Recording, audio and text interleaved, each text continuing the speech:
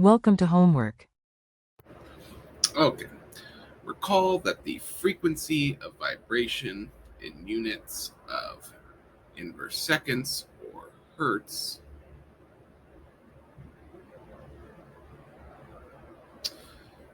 is determined by frequency equals 1 over 2 pi times the square root of the force constant divided by the reduced mass. Right? So we've been told the force constant. We also need to make sure that our reduced mass is in kilograms, right? And that's because the force constant is in newtons per meter, and newtons are kilogram meters per second squared, right? So we need the kilograms to cancel with the kilograms, the meters cancel with the meters. We just get, the square root of seconds inverse, which is just seconds inverse. Sorry, seconds inverse squared, which is going to be seconds inverse. Okay, so that's a little bit of unit analysis before we get started, just to make sense of what we need to find. And what we need to find then is the reduced mass of NO, right? So, and we need it in kilograms. But let's recall what the formula for reduced mass is. Okay. It's just going to be the product of the masses, mass nitrogen times mass oxygen, over the sum of the masses, mass nitrogen plus mass oxygen. And I think the most convenient way to do this is to just calculate this whole thing in terms of AMU, right? And then later convert whatever the reduced mass is to kilograms. So we don't have to worry about all these funky units and everything like that, right? So let's just find the mass of nitrogen and oxygen from the periodic table. So nitrogen is 14.0067 AMU. So we get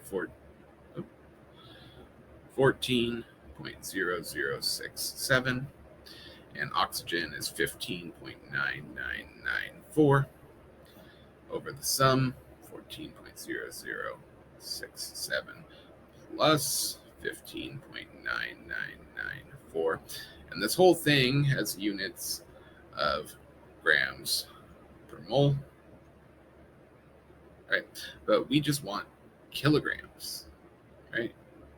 So if we want to get this in kilograms, we just have to convert grams into kilograms, which isn't too bad. But then we need to handle the per mole. Okay, so grams into kilograms.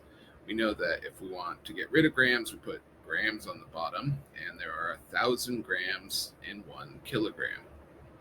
Okay, so that'll be the conversion for grams.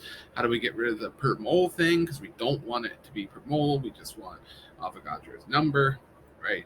So recall that there are an Avogadro's number worth of atoms per mole, right? So 1 mole is Avogadro's number atoms, right? So this is going to be per atom, or really per unit, right? And we typically don't really give that unit, right? Because we just want the units to be kilograms. It's not kilograms per atom per se, right? And Avogadro's number is just a number that relates moles to atoms, but it doesn't have a unit, right? It just is the number that it is, right? And I guess I'll just write what that number is. 6.022 times 10 to the 23rd. Okay, so that's all the math we got to do up front. I'm going to do this in a calculator off to the side. 14.0067 times 15.9994 divided by, parentheses, 14.0067 plus 15.994, and then close the parentheses.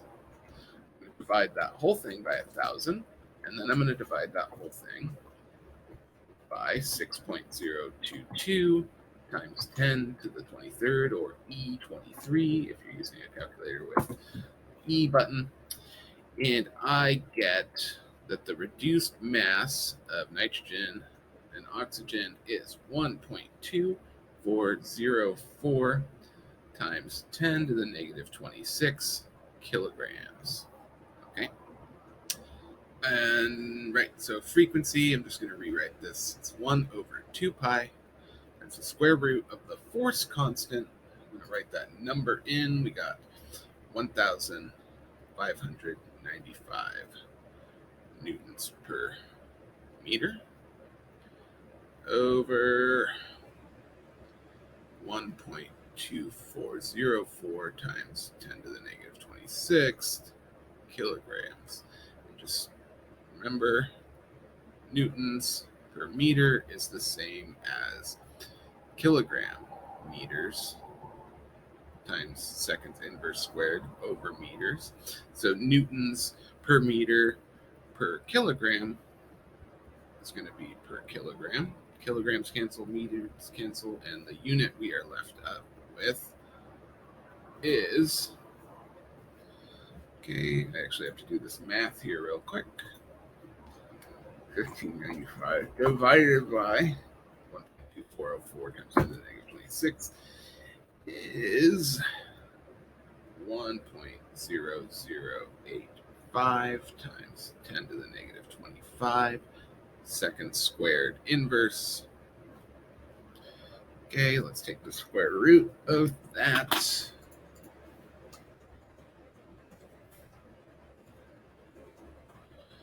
And while we're at it, let's divide it by 2 pi. And I get 5.0541 times 10 to the negative 14. Okay. And let's also recall that we were given the force constant to 4 significant figures, right? So we want our answer to be in 4 significant figures. So we're going to have to truncate this 1, which will round down, giving our total answer, our final answer, of 5.054 times 10 to the minus 14 seconds inverse. And if we want to know, what the wavelength, so this is the final answer. You can stop here. Don't worry about it. But if we want this in terms of wave numbers, which is often, the case, then we want to divide this, if we're more interested in the answer in wave numbers, that's going to be 5.054 times 10 to the negative 14th divided by the speed of light in centimeters, 2.9998 times 10 to the, let's see, it's not the 8th, it'll be 10 to the 10th, all right? And we will get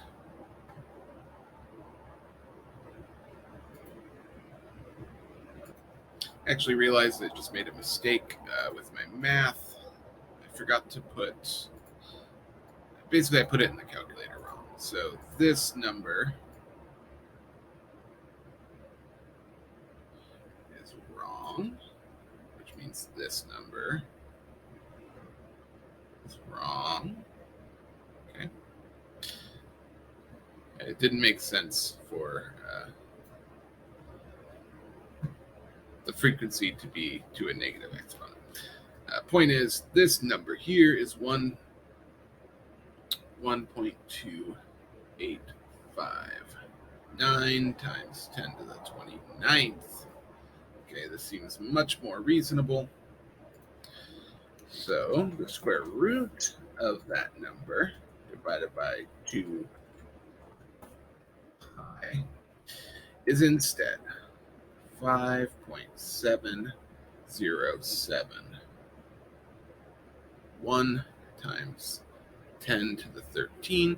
That makes a lot more sense. That's many times per second instead of the other way around would have been, right? Because this is per second, right?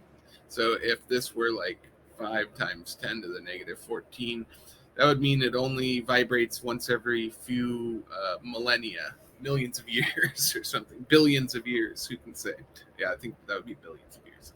Okay, so then rounding to 4 significant figs, we get 5.707 times 10 to the 13 seconds inverse. And if we plug that in here, if we're curious about the wave numbers,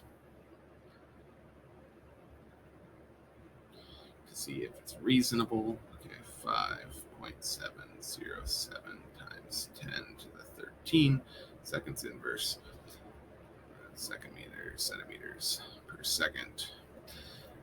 We get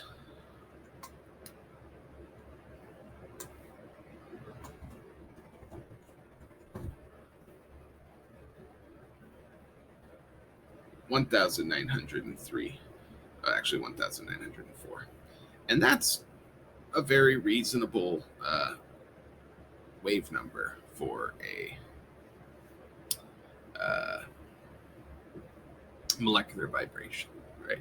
Typically, they're going to range from somewhere between, like 500 to 4,000 wave number. So this is just a little sense-making thing I like to do at the end to make sure my answer is reasonable, which is exactly how I caught my mistake, because if I had done the math out for this with the bad number, I would have gotten, not something in between 500 and 4,000. So there you go.